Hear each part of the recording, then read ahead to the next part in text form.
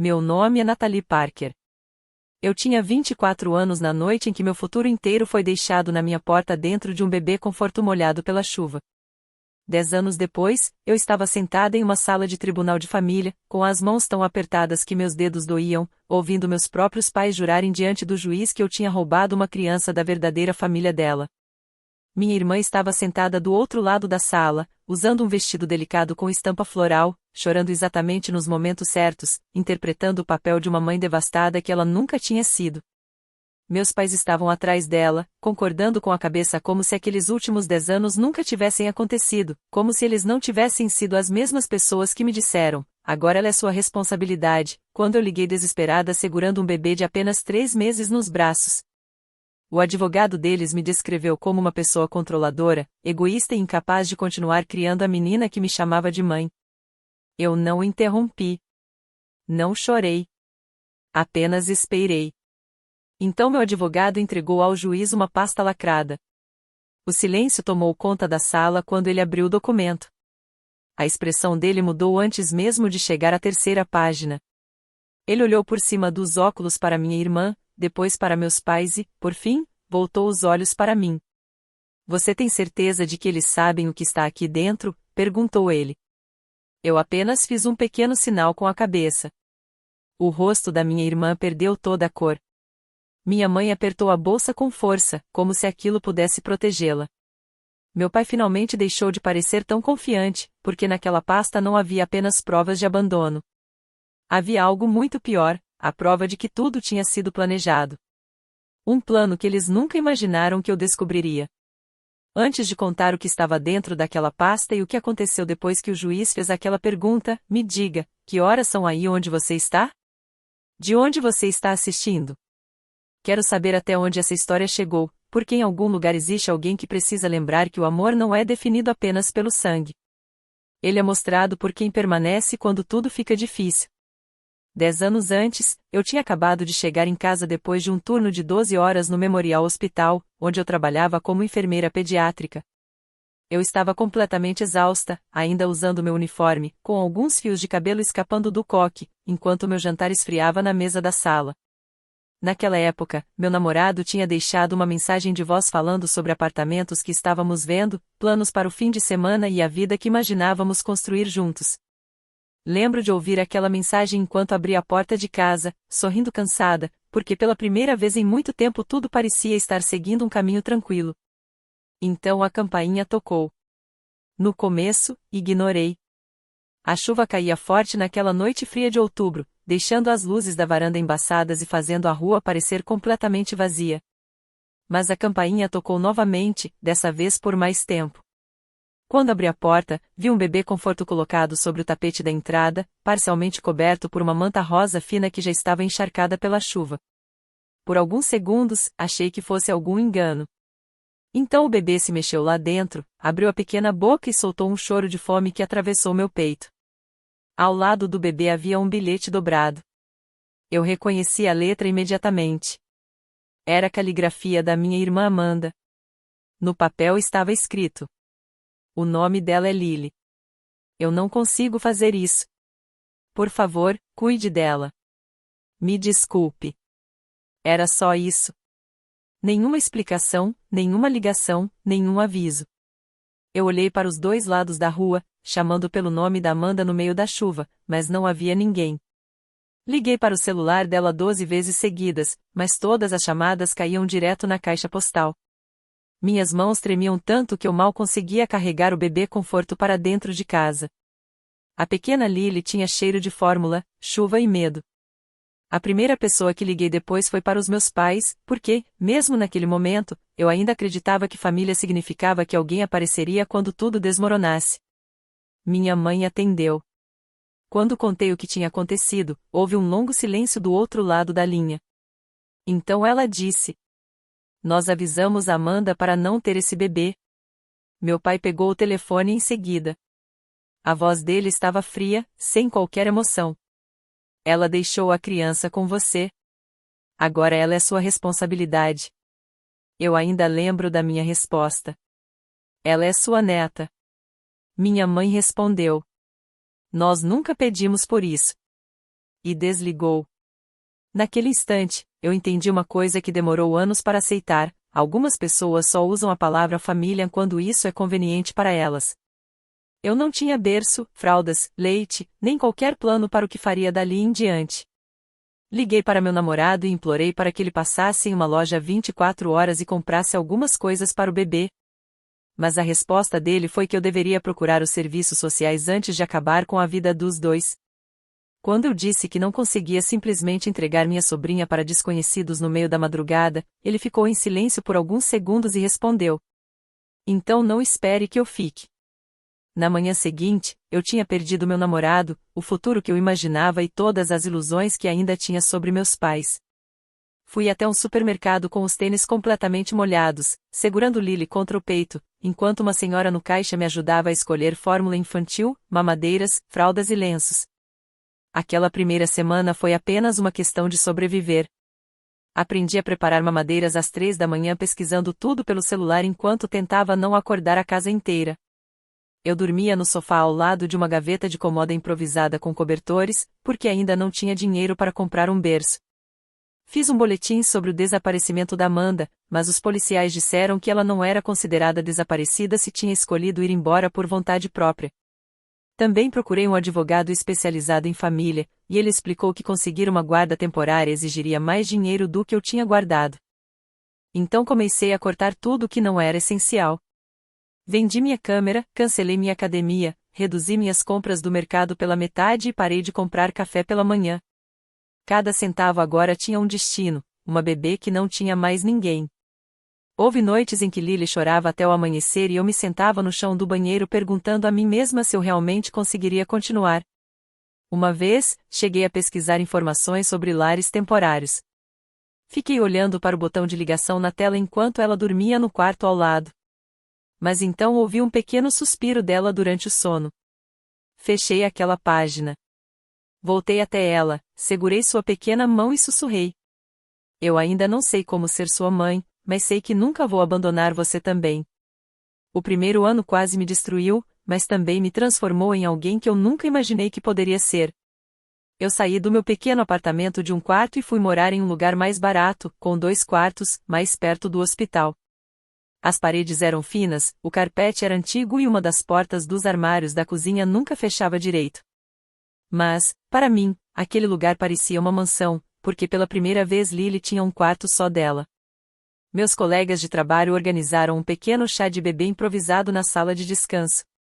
Eles me deram roupas usadas em bom estado, um carrinho que já tinha passado por outra família, um berço de segunda mão e, principalmente, uma generosidade que eu nunca tinha recebido dos meus próprios pais. Minha vizinha, Dona Santiago, foi a primeira pessoa a olhar para Lily como uma bênção, não como um problema. Ela me ensinou a acalmar as cólicas do bebê, a dobrar aquelas roupinhas minúsculas e a sobreviver com poucas horas de sono e café requentado. Meus pais só apareciam quando tinham algo para criticar. Minha mãe olhava ao redor do apartamento e dizia: "Você parece completamente acabada." Como se ela não tivesse ajudado a criar toda aquela situação.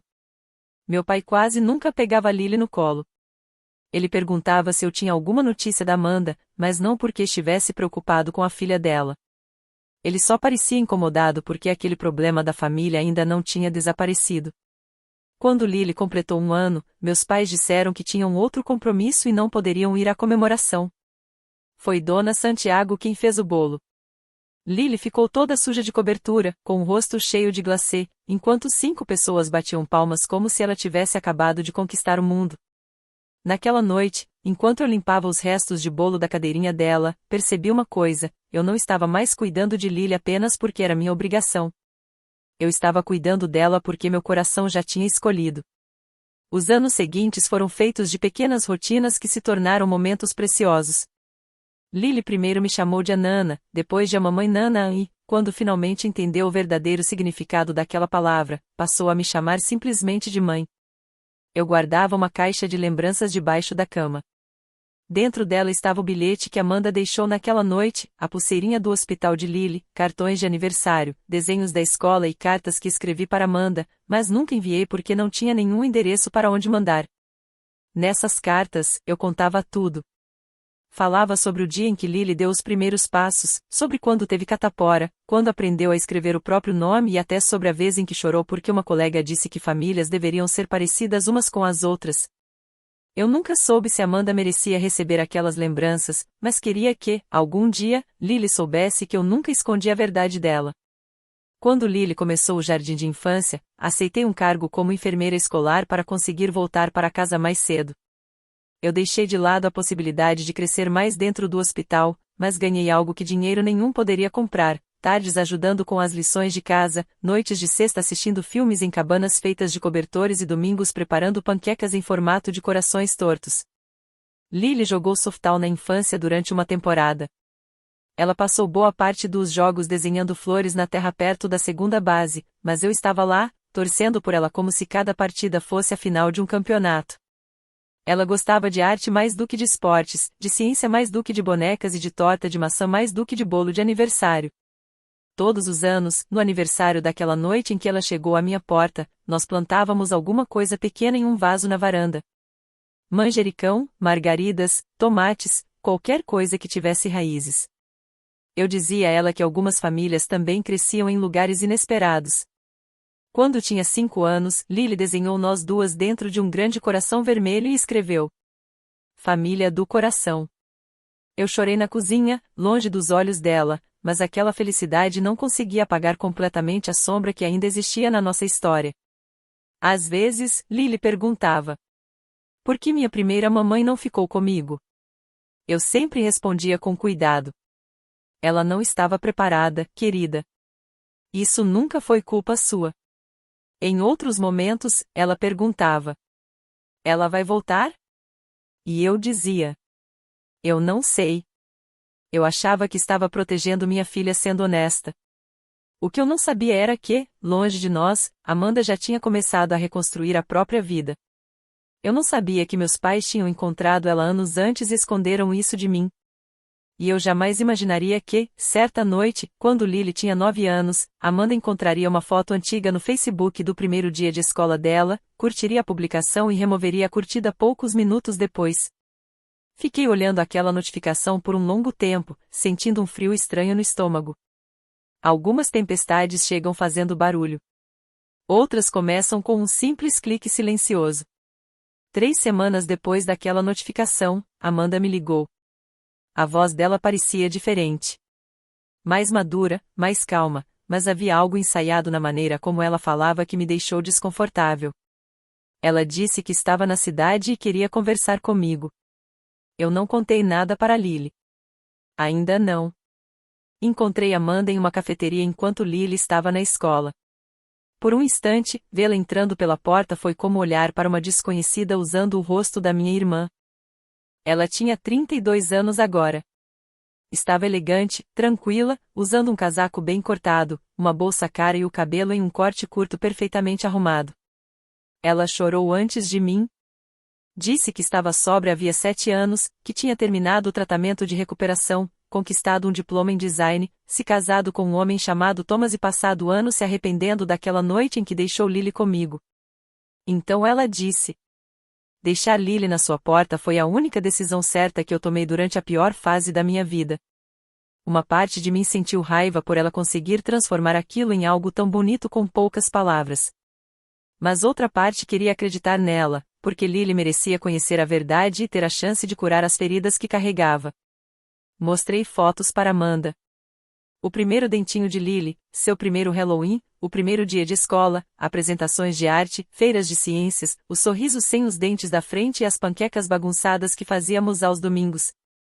Amanda tocava a tela do celular como se estivesse olhando pela janela de uma vida que ela mesma tinha deixado para trás. Você criou ela tão bem, sussurrou. Obrigada. Antes de permitir que as duas se encontrassem, procurei orientação de uma terapeuta infantil. Marcamos o primeiro encontro em um museu para crianças, um lugar neutro, cheio de cores, onde Lily poderia se sentir segura e onde seria fácil sair caso algo desse errado. No começo, Amanda foi cuidadosa. Ela trouxe presentes simples e pensados com carinho, não coisas caras para tentar impressionar. Cadernos de desenho, adesivos de astronomia e um livro sobre mulheres cientistas, porque Lily era apaixonada pelo espaço. Amanda nunca pediu que Lily a chamasse de mãe. Ela sempre me agradecia por cada visita e por permitir que fizessem parte da vida uma da outra. Aos poucos, comecei a baixar a guarda. Esse foi o meu erro. 6 meses depois, Amanda e Thomas nos convidaram para jantar na nova casa deles, a apenas 20 minutos do nosso apartamento. Até aquele momento, eu nem sabia que eles tinham decidido morar definitivamente na nossa cidade. A casa tinha uma varanda branca, um quintal cercado e um quarto preparado com decoração de estrelas e cortinas lilás. Para Lily, Amanda disse, sorrindo de uma maneira rápida demais. O quarto estava cheio de coisas que eu sempre sonhei em dar para Lily, mas que nunca tive condições de comprar. Havia um telescópio, uma mesa de arte, estantes cheias de livros novos e um armário com vestidos ainda com as etiquetas penduradas. Thomas era simpático daquele jeito ensaiado de alguém acostumado a ser admirado e acreditado. Ele elogiou minha dedicação, meus sacrifícios e tudo o que eu tinha feito por Lily. Então, durante a sobremesa, ele disse: "Uma criança merece todas as oportunidades que puder ter." Naquele instante, antes mesmo de Amanda falar, eu senti que havia algo errado. "Acho que Lily deveria morar conosco", ela disse. Meu garfo parou no prato. "Eu acho que Lily deveria viver com a gente. Legalmente, eu sou a mãe dela, Natalie. Agora eu estou estável." Eu respirei fundo e respondi em voz baixa: "Eu sou a mãe dela." Pela primeira vez, a expressão de Amanda mudou completamente. "Você é a tia dela." "Uma tia maravilhosa, mas eu sou a mãe biológica dela." Thomas se inclinou para a frente. "Nós temos uma casa, um quintal, uma escola melhor e mais segurança financeira. Você trabalha em 2 empregos e mora em um apartamento. Ninguém está tirando o mérito de tudo que você fez, mas talvez seja a hora de pensar no que é melhor para Lily." A frase "o que é melhor para Lily" se tornou a arma favorita deles. Meus pais usaram exatamente essas palavras 2 dias depois, quando nos convidaram para um jantar de domingo pela primeira vez em meses. Quando chegamos, Amanda e Thomas já estavam lá, sentados na casa onde eu cresci como se pertencessem àquele lugar mais do que eu. Minha mãe tratava Amanda como uma princesa que finalmente tinha voltado para casa. Meu pai olhou para mim e disse: "Sua irmã trabalhou muito para se tornar a pessoa que a Lily precisa." Então veio a verdade que destruiu tudo. Eles mantinham contato com Amanda há 3 anos. 3 anos sabendo onde ela estava. 3 anos vendo Lily de longe com aquela indiferença, enquanto esperavam secretamente que Amanda estivesse pronta para voltar e tentar recuperar o papel que havia abandonado. Minha mãe disse: "Família de sangue é família." Meu pai completou: "Você fez a sua parte." Eu me levantei tão rápido que a cadeira arrastou no chão. "Lily, pegue seu casaco." No caminho de volta para casa, Lily ficou em silêncio por quase 10 minutos. Então, de repente, ela perguntou: "A vovó disse que eu poderia morar com a tia Amanda porque ela é minha mãe de verdade. Isso é verdade?" Eu parei o carro. Não conseguia continuar dirigindo com o coração daquele jeito. Virei para ela e disse: "Você mora comigo.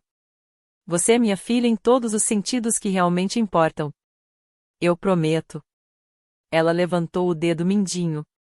"Promete de verdade? Jura de coração?" Eu entrelacei meu dedo no dela.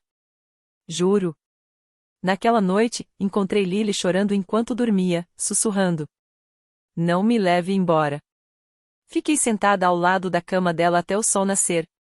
Na manhã seguinte, o medo tinha se transformado em algo mais frio. Se Amanda queria uma batalha, ela teria uma.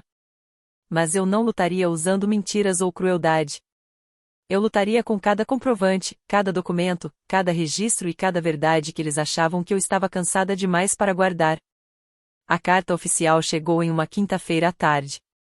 Estava dentro de um envelope simples, tão comum que parecia quase uma provocação. Amanda havia entrado com um pedido para recuperar os direitos parentais e solicitar a guarda de Lily. O advogado dela alegava que eu tinha afastado intencionalmente Lily da mãe biológica e da família dela. Meus pais entregaram declarações juramentadas apoiando Amanda. Segundo eles, tinham tentado durante anos manter uma relação próxima com Lily, mas eu teria impedido isso. Minha mãe escreveu que eu era possessiva. Meu pai afirmou que eu tinha feito Lily acreditar que eu era sua mãe. Li aquelas páginas 2 vezes antes que minhas mãos começassem a tremer. Então liguei para Júlia Hernandes, uma advogada de família que uma colega de trabalho tinha me indicado, e usei praticamente todas as minhas economias para pagar o início do processo. Júlia foi sincera comigo desde a primeira conversa. A ligação biológica tem importância no tribunal, ela explicou. Mas 10 anos de cuidado constante e estabilidade também têm peso. Precisamos mostrar a realidade emocional da Lily, não apenas a sua posição legal. Foi quando comecei a reunir a história da nossa vida em documentos.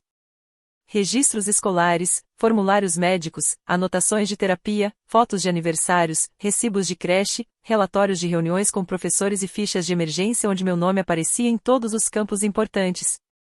Também guardei mensagens dos meus pais cancelando visitas, criticando minhas decisões e se recusando a ajudar. Encontrei antigos e-mails da minha mãe dizendo: "Não podemos ser responsáveis por consertar a bagunça que Amanda deixou." E uma mensagem do meu pai dizia: "Não peça dinheiro para nós. Essa foi a sua escolha." Cada mensagem salva tornava as mentiras deles mais difíceis de sustentar. Mas todo aquele estresse acabou chegando até Lily. Ela começou a perder o sono durante a noite. Chorava antes de ir para a escola. A professora ligou depois que Lily teve uma crise durante uma conversa em sala sobre mudanças de casa. A terapeuta explicou que ela apresentava uma forte ansiedade de separação causada pela ameaça da disputa de guarda. Uma noite, Lily olhou para mim com os olhos cheios de lágrimas e perguntou: "Por que um juiz pode decidir quem é minha mãe se eu já escolhi você?" Eu não tinha uma resposta que não machucasse. Apenas abracei minha filha e disse: "Então vamos contar a verdade para o juiz." Do outro lado, Amanda construiu uma versão perfeita da história. Eles apresentaram um casamento estável, uma casa ideal e um futuro cheio de oportunidades. Thomas se mostrou como um consultor bem-sucedido, alguém capaz de pagar faculdade, viagens e tudo o que uma criança poderia desejar. Amanda dizia que tinha voltado porque a maternidade nunca tinha deixado de existir dentro do coração dela. Mas havia algo naquela história que não saía da minha cabeça. Por que agora? Por que depois de 10 anos? Por que depois de 3 anos mantendo contato escondido com meus pais? Júlia concordou em contratar o mesmo investigador particular que eu havia usado no passado para tentar encontrar Amanda. Dessa vez, pedi que ele investigasse Thomas, as finanças deles e qualquer motivo que explicasse por que a guarda de Lily tinha se tornado tão importante de repente. O primeiro relatório já mostrou que havia problemas escondidos. Thomas tinha um antigo registro de uma disputa doméstica que acabou arquivada de um relacionamento anterior. O negócio de consultoria dele estava passando por dificuldades.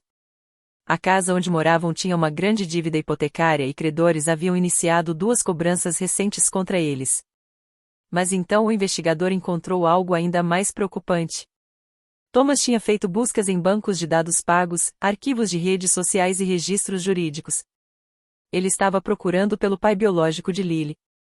Amanda nunca tinha me contado o nome dele, mas Thomas havia descoberto. Jason Reynolds. Um homem que recentemente tinha recebido uma herança de milhões de dólares deixada pelo avô. O investigador explicou a possível motivação com cuidado. Se Amanda conseguisse recuperar a guarda, estabelecesse legalmente a paternidade e assumisse o papel de responsável por Lily, talvez pudesse tentar buscar algum tipo de apoio financeiro relacionado àquela herança. Talvez não fosse simples. Talvez não fosse direto. Mas poderia ser o suficiente para interessar alguém desesperado por dinheiro. Meu estômago se revirou.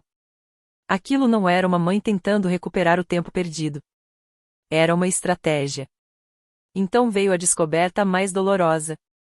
Mensagens privadas entre Amanda e minha mãe mostravam que meus pais sabiam muito mais do que tinham admitido. Uma mensagem da minha mãe dizia: "Depois que a guarda voltar para ela, Natalie não poderá continuar agindo como se fosse dona da Lily." Outra mensagem de Thomas para Amanda dizia: "O dinheiro dos Reynolds muda tudo. Precisamos ter o controle legal antes de entrar em contato com ele." Fiquei olhando aquelas palavras até minha visão ficar embaçada. Júlia colocou tudo em uma pasta de provas lacrada junto com os registros financeiros, capturas das mensagens, declarações da terapeuta de Lily, relatos dos professores e as evidências de que meus pais tinham mentido em documentos oficiais. Isso aqui, disse Júlia, tocando na pasta, não é apenas uma defesa. É o ponto em que a história deles começa a desmoronar. Na noite anterior ao julgamento, Lily e eu plantamos uma pequena muda de bordo em um vaso na varanda. Ela disse que as árvores eram corajosas porque permaneciam firmes onde tinham sido plantadas. Eu respondi que algumas árvores sobrevivem às tempestades porque suas raízes são muito mais profundas do que qualquer pessoa consegue enxergar. Ela encostou a cabeça no meu ombro e perguntou: Nossas raízes são profundas? Beijei o topo da cabeça dela. Mais profundas do que eles imaginam. Salas de tribunal são mais silenciosas do que as pessoas pensam. Não é um silêncio tranquilo. É um silêncio onde parece que até a respiração fica registrada. Eu vesti um terno azul marinho que tinha comprado em promoção e carreguei uma bolsa cheia de documentos que representavam 10 anos da minha vida como mãe. Naquela manhã, Lily ficou com sua professora de arte. Júlia e a terapeuta concordaram que o ambiente do tribunal seria muito pesado para ela, a menos que o próprio juiz pedisse para conversar com ela. Do outro lado da sala, Amanda parecia frágil e arrependida usando um cardigan claro. Thomas vestia um terno bem ajustado e tinha a expressão de alguém que acreditava que dinheiro poderia consertar qualquer imagem. Meus pais estavam sentados atrás deles. Minha mãe não olhava para mim. Meu pai me encarou apenas uma vez, com o mesmo olhar de desapontamento que tinha mostrado naquela noite em que disse que Lily era minha responsabilidade. Amanda foi a primeira a depor. Ela chorou falando sobre o passado difícil, a recuperação, os arrependimentos e as novas oportunidades que acreditava merecer. Parte da história dela talvez fosse verdadeira, e era exatamente isso que tornava tudo mais perigoso. As melhores mentiras são aquelas construídas em cima de pequenos pedaços de verdade. Amanda disse que nunca tinha deixado de amar Lily. Disse que eu tinha dificultado o contato entre elas. Afirmou que só queria oferecer à filha a vida que ela merecia. Depois foi a vez de Thomas falar. Ele descreveu a casa deles, a escola da região, a estabilidade financeira e o desejo de ocupar o papel de pai na vida de Lily. Então disse: A Nathalie fez algo admirável, mas às vezes amar alguém também significa saber quando dar um passo para trás. Senti a mão de Júlia tocar meu braço debaixo da mesa, como um lembrete silencioso para eu permanecer calma. Depois chegaram os depoimentos dos meus pais. Minha mãe disse que eu sempre tinha sentido ressentimento em relação a Amanda. Meu pai afirmou que eu nunca tinha permitido que eles criassem um vínculo verdadeiro com Lily. Família de sangue é família, disse-lhe ao juiz. Quando a mãe verdadeira está pronta, a criança deve estar com ela. Quando o advogado de Amanda começou a me questionar, tentou transformar minha vida em algo pequeno. Falou do meu apartamento de 2 quartos, da minha renda limitada, dos trabalhos extras à noite, do fato de eu não ter marido, quintal ou viagens luxuosas. Então perguntou se eu já tinha considerado que Lily poderia ter uma vida melhor com 2 pais.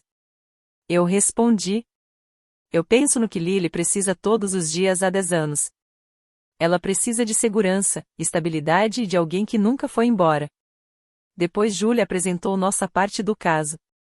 Os professores de Lily falaram sobre a confiança dela, sua criatividade e o vínculo que tinha comigo. A terapeuta explicou que tirar Lily da casa onde cresceu poderia causar um grande impacto emocional.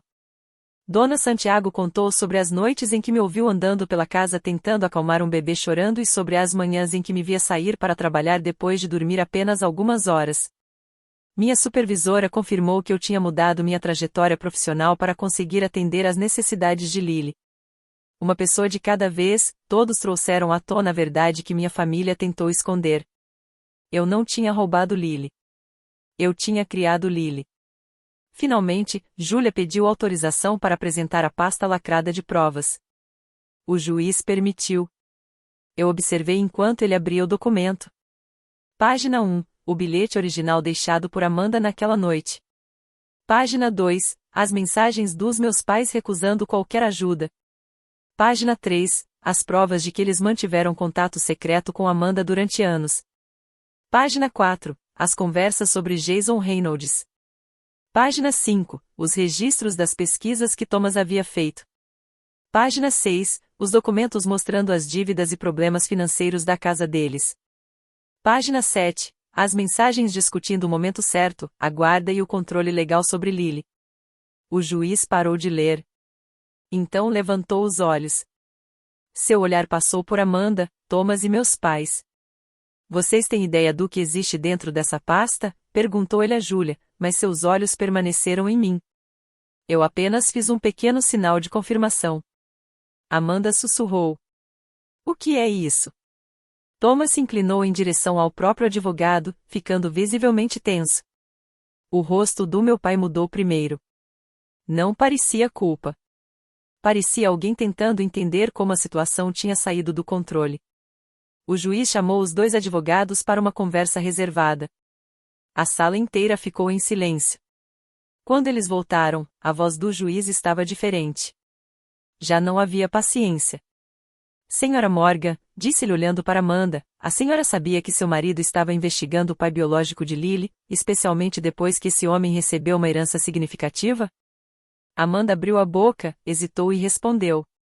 Thomas cuidou de algumas dessas coisas. Essa não é uma resposta, disse o juiz. Thomas tentou falar, mas seu advogado segurou discretamente seu braço. O juiz continuou. Este tribunal também recebeu provas de que seus pais mantiveram contato com a senhora por aproximadamente 3 anos, enquanto hoje afirmaram sob juramento que foram impedidos de participar da vida familiar por Natalie Parker.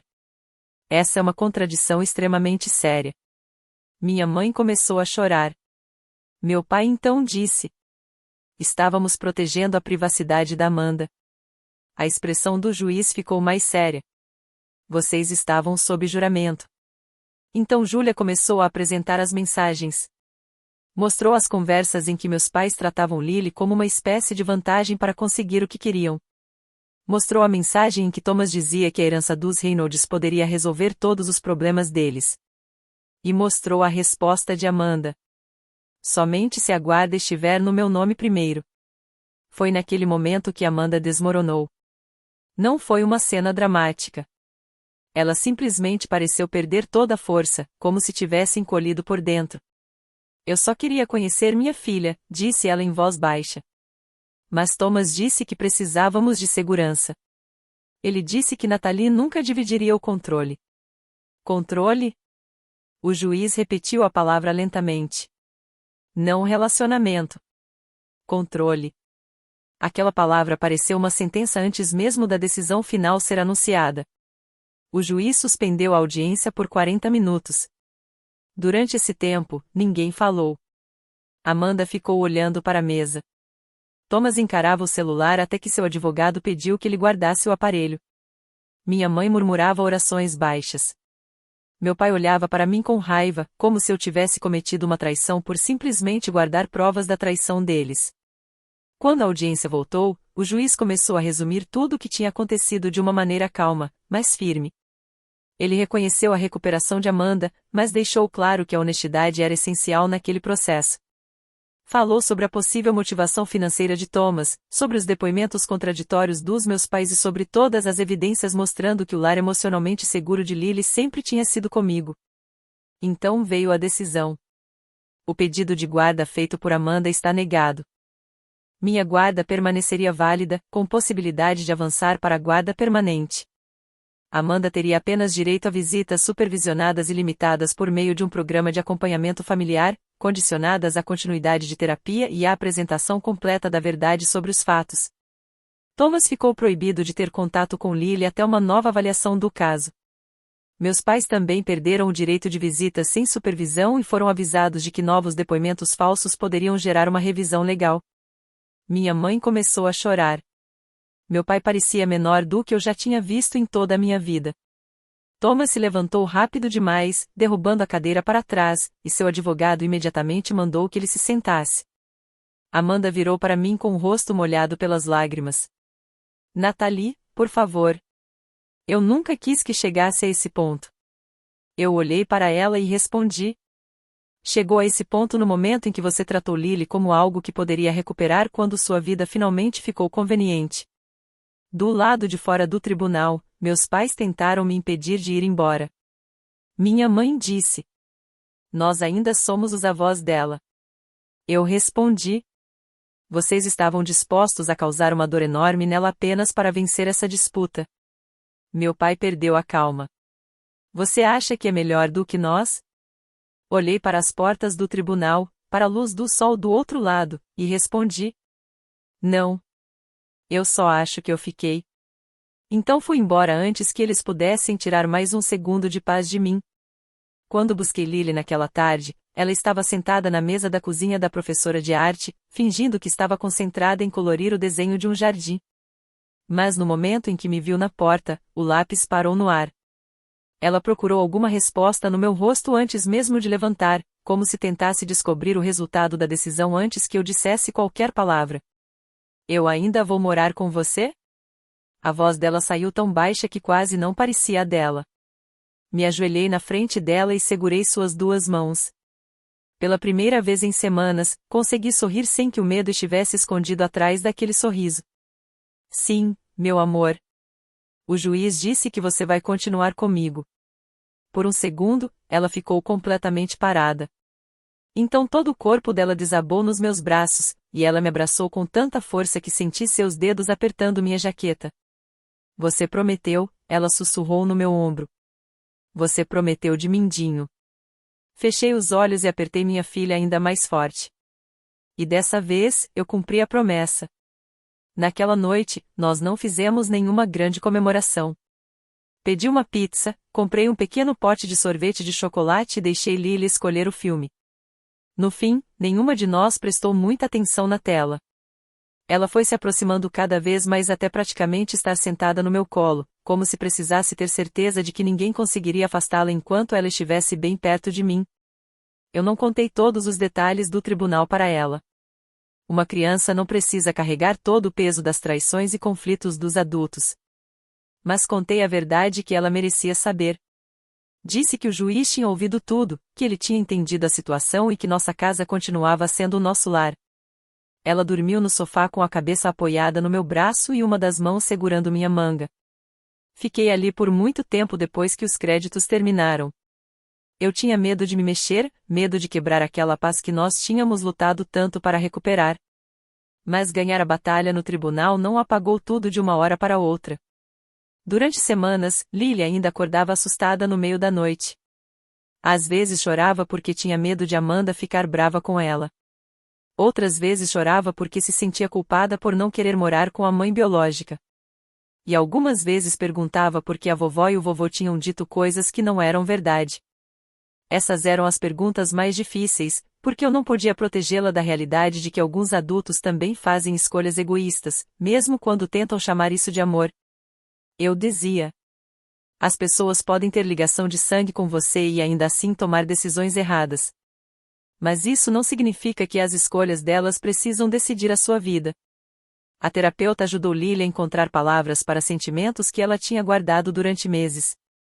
Através dos desenhos, ela mostrou uma casa com raízes profundas, uma tempestade acima dela e duas pessoas segurando as mãos dentro da casa.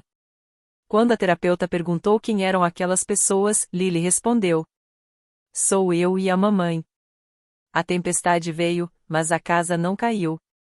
As visitas supervisionadas com Amanda começaram aos poucos. No início, Lily era educada, mas ainda mantinha distância. Ficava perto de mim durante todos os encontros e respondia às perguntas com muito cuidado.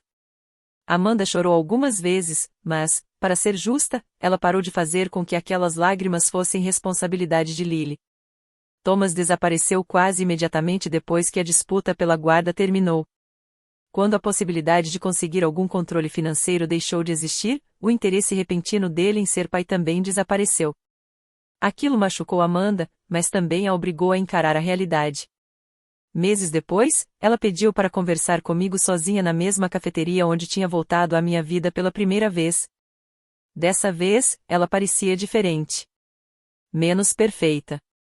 Mais verdadeira. Ela não levou presentes, desculpas prontas ou argumentos legais. Apenas sentou na minha frente e disse: eu estava errada. Não apenas no tribunal. Eu estava errada desde o começo. Você é a mãe da Lily. Eu dei à luz a ela, mas foi você quem a criou. Eu deixei a vergonha, o medo e os planos do Thomas me fazerem acreditar que eu poderia simplesmente voltar para um lugar que eu abandonei. Eu não a perdoei imediatamente. O perdão verdadeiro não acontece como um botão que você aperta apenas porque alguém finalmente disse as palavras certas. Mas aceitei aquele pedido de desculpas como um primeiro passo. Pelo bem de Lily, Amanda começou a se tornar aquilo que deveria ter buscado desde o início, uma mãe biológica segura, honesta e capaz de respeitar a família que já existia. Com meus pais foi mais difícil. Eles não pediram desculpas de imediato. Meu pai disse que o juiz tinha sido injusto. Minha mãe afirmou que eu tinha envergonhado a família. Aquela palavra quase me fez rir. Depois de tudo que eles fizeram, eles ainda estavam mais preocupados com a vergonha pública do que com a dor que causaram em particular. Encontrei os dois em um restaurante tranquilo, sem Lily, e estabeleci novas regras. As visitas seriam sempre supervisionadas. Nada de conversas privadas sobre guarda. Nada de dizer para Lily que Amanda era a verdadeira mãe dela. Nada de criticar nossa casa, minha forma de criar minha filha ou a família que nós construímos. Chega de mentiras disfarçadas de preocupação. Meu pai afastou a cadeira e disse: Você não pode impedir que vejamos nossa neta. Olhei diretamente para ele e respondi: Eu não estou afastando Lily do amor. Estou protegendo ela de pessoas que estão dispostas a partir o coração dela apenas para provar que estão certas. Minha mãe começou a chorar, mas dessa vez aquelas lágrimas não tiveram o mesmo efeito sobre mim de antes. Eu tinha passado anos confundindo culpa com obrigação. No fim, eles aceitaram as novas regras porque o tribunal não deixou mais espaço para que controlassem a narrativa. O acesso deles à vida de Lily deixou de ser algo que poderiam exigir apenas por causa do laço de sangue. Passou a ser algo que precisavam conquistar com atitudes. Alguns meses depois da audiência, recebi uma promoção para coordenadora de serviços de saúde do distrito escolar. O aumento não era gigantesco, mas para nós parecia uma mudança completa de vida. Saímos do antigo apartamento e fomos morar em uma pequena casa geminada com um quintal. Nada luxuoso. A cerca precisava de pintura, a cozinha era antiga e o corredor do andar de cima fazia barulho toda vez que alguém passava. Mas Lily tinha um quarto com luz suficiente para colocar sua mesa de desenho. E do lado de fora havia espaço para plantar a árvore que tínhamos cuidado durante tanto tempo dentro de um vaso na varanda. No aniversário de 11 anos dela, carregamos juntas aquela jovem muda de bordo até o quintal. Lily cavou o buraco com uma concentração impressionante, com o cabelo caindo no rosto, os joelhos sujos de terra e uma determinação que eu reconhecia muito bem. Quando colocamos a árvore no chão, ela apertou a terra ao redor das raízes com as duas mãos e disse: Agora ela pode ficar para sempre. Engoli o choro e respondi: É para isso que as raízes existem. Naquela noite, depois da pequena festa de aniversário dela com amigos, bolo e balões espalhados pela casa, Lily me entregou um cartão feito à mão. Na capa, ela tinha desenhado nós duas ao lado da pequena árvore de bordo. Dentro, com a letra cuidadosa dela, estava escrito: Para minha mãe, que me escolheu todos os dias. A biologia cria parentes, mas o amor cria família. Obrigada por ficar. Dessa vez, eu chorei sem esconder. Não fui para a cozinha. Não virei o rosto. Apenas deixei as lágrimas caírem. Lily me abraçou e perguntou: É lágrima de felicidade? Eu balancei a cabeça. Sim. A mais feliz de todas. Quando olho para trás, lembro que por muito tempo achei que minha vida tinha sido interrompida naquela noite em que Amanda deixou Lily na minha porta. Eu pensei que tinha perdido o futuro que deveria ter tido. A carreira planejada. O relacionamento. A vida tranquila que eu imaginava. A versão mais fácil da fase adulta. Mas hoje eu entendo algo que eu não conseguia enxergar naquela época. Minha vida não foi interrompida. Ela apenas tomou um caminho diferente, um caminho que me levou até a pessoa que me ensinaria o verdadeiro significado do amor. Lily nunca foi um peso. Ela foi a pessoa que me transformou. Ela me tornou mais forte, mais sensível, mais corajosa e mais verdadeira do que eu jamais teria sido sem ela. Minha irmã deu à luz Lily, e essa verdade sempre vai existir. Mas ser mãe não acontece apenas em um momento dentro de um hospital. A maternidade está nos milhares de momentos comuns que vêm depois. É ficar acordada durante a febre. É preparar o lanche da escola mesmo quando você está exausta. É aprender uma matéria nova de matemática porque sua filha precisa de ajuda com a lição. É abraçar durante pesadelos. É estar presente nas apresentações da escola. É guardar cada desenho. É lembrar exatamente como ela gosta das panquecas. É escolher essa criança novamente, até nos dias mais difíceis. Família não é comprovada apenas por quem compartilha o mesmo sangue. Família é mostrada por quem fica quando não existe nada para ganhar. Por quem protege sua paz. Por quem permanece quando seria mais fácil ir embora. Então eu deixo uma pergunta para você. Se alguém abandona você quando a vida fica difícil, essa pessoa merece ter acesso completo quando tudo finalmente fica bonito? Você conseguiria perdoar familiares que mentiram para tentar tirar a família que você construiu? Ou colocaria limites, mesmo que algumas pessoas interpretassem isso como frieza porque nunca entenderam a sua dor? Para mim, a resposta se tornou simples. Eu não venci porque odiava alguém. Eu venci porque amei Lily mais do que temi perder qualquer outra pessoa. E no final, a maior vingança não foi destruir a minha família. Foi mostrar que a família que construí com amor, cuidado e presença não poderia ser destruída por ninguém. Esperamos que essa história tenha ficado com você mesmo depois do fim. Este vídeo é uma obra de ficção criada apenas para fins de entretenimento, reflexão e narrativa. Esperamos que ela lembre que as traições muitas vezes nos ensinam a observar não apenas as palavras das pessoas, mas também seus padrões, suas atitudes e aqueles sentimentos que tentamos ignorar por muito tempo. Quando seu coração insiste em avisar que algo está errado, talvez a maior lição seja aprender a confiar em si mesmo mais cedo.